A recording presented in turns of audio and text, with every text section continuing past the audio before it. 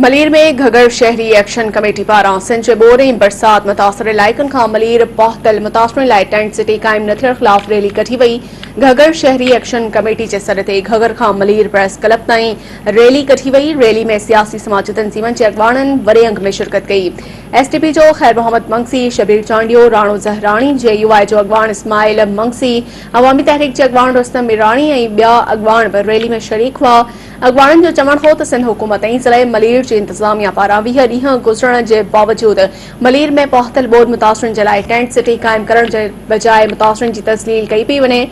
कॾहिं MDA त कॾहिं कंहिं ॿी ज़मीन ते टेंट सिटी जा आसरा ॾेई तज़ाद पैदा कयो पियो वञे।